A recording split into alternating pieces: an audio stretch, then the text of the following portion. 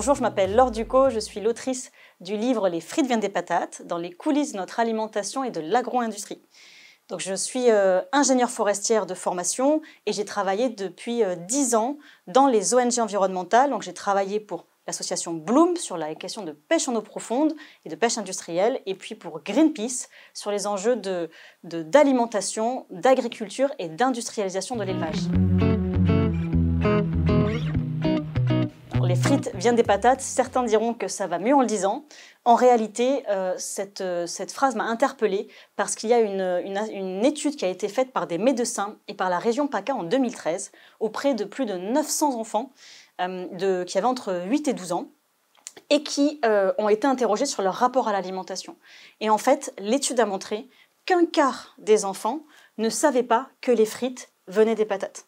Et donc ça, pour moi, ça illustre parfaitement à quel point aujourd'hui les mangeurs et les mangeuses sont distanciés de leur alimentation et ont complètement donc délégué ce qu'ils mangent à des agro-industriels et aux politiques.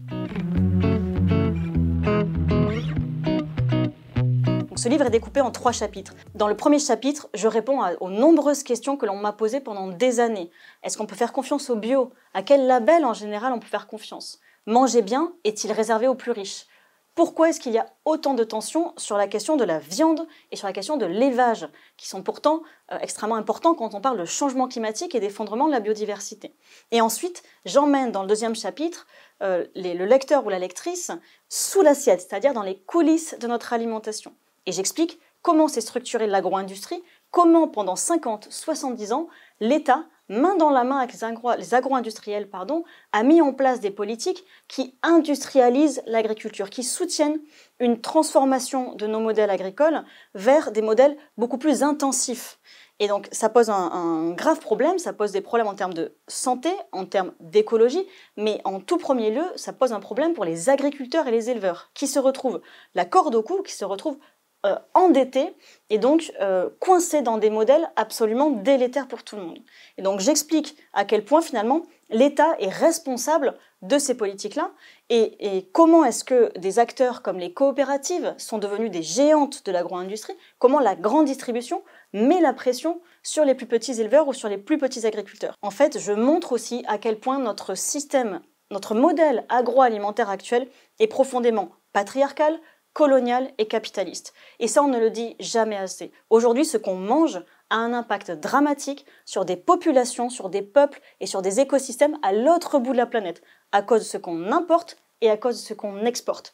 Et tout ce modèle-là nous dessert aussi, nous, en France, consommateurs comme agriculteurs. Et enfin, j'aborde un 3e chapitre, parce que sinon les 2 premiers seraient déprimants, un chapitre sur l'action, c'est-à-dire qu'est-ce qu'on peut faire. Alors bien évidemment, on peut, si on en a les moyens, on peut manger mieux, on peut manger plus végétal, plus bio, on peut manger de la viande de meilleure qualité, etc. Pour autant, moi ce que je cherche à faire, c'est sortir de cette rhétorique extrêmement individualiste et parler d'organisation collective et politique. Ce que je propose aux lecteurs et aux lectrices, ce sont des propositions qui visent à reprendre le pouvoir sur notre alimentation, en mettant en place des communs, en s'opposant aux grands projets destructeurs, en retrouvant de la liberté de la presse, c'est-à-dire en soutenant les médias indépendants, et en mettant en place des initiatives comme la sécurité sociale de l'alimentation, qui sont radicales, systémiques, mais en sachant qu'il n'y a plus aujourd'hui de solution qui ne soit pas radicale.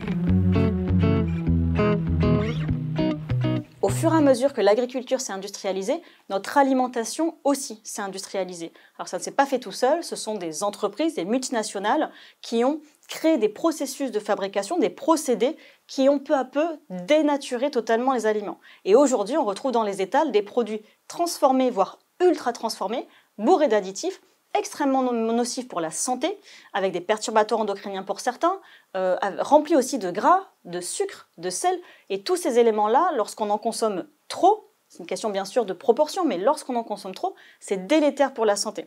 Et aujourd'hui, ces problèmes-là entraînent des conséquences, entraînent des cancers, entraînent des problèmes de diabète, entraînent tout type de problèmes de santé, et ça n'est bon ni pour nous, ni pour la planète. Alors, ce livre, je l'ai écrit suite à la proposition de Mathieu Vidard, qui a initié la collection Terre et Sciences et qui m'a proposé d'écrire un livre général sur l'alimentation. Donc, ce que j'ai eu envie de faire, c'est de répondre à la fois aux questions des mangeurs et des mangeuses, c'est-à-dire que vraiment ce qui nous concerne quand on achète, quand on a quelque chose dans l'assiette, mais aussi j'ai eu envie d'expliquer les coulisses de l'agro-industrie. Et donc, pour faire ça, voilà, moi j'ai une formation scientifique, donc j'ai pris les dernières études scientifiques, les études les plus à jour et les plus solides, les plus rigoureuses, et je les ai associées à mon expérience de terrain, à mon expérience quand je travaille avec des députés, quand je travaille avec des éleveurs, avec des agricultrices, et donc voilà, j'ai voulu à la fois faire quelque chose qui soit rigoureux et vivant, et donc à l'aide d'un récit, c'est-à-dire avec tout ce que j'ai traversé ces dernières années quand je me suis heurtée, entre autres, au lobby de l'agro-industrie. Je dis souvent qu'il est trop tard pour être pessimiste. En fait, le modèle agricole aujourd'hui est extrêmement verrouillé. Il est verrouillé d'un point de vue des médias, il est verrouillé d'un point de vue des subventions, des financements, il est verrouillé d'un point de vue politique. Pour autant, est-ce qu'on doit baisser les bras? Non, on peut agir, on peut reprendre le pouvoir. C'est à nous d'écrire l'histoire. Et l'histoire, on peut l'écrire en reprenant le pouvoir dans les mairies, en recréant des communs, en recréant de la solidarité. Surtout ne pas céder aux sirènes de l'extrême droite, qui gagnent aussi bien la population générale que les agriculteurs, et agir ensemble, en fait, politiquement, collectivement, pour peser dans le rapport de force et gagner des combats, gagner des batailles au niveau local, au niveau national et au niveau européen, face au gouvernement et face aux agro-industriels.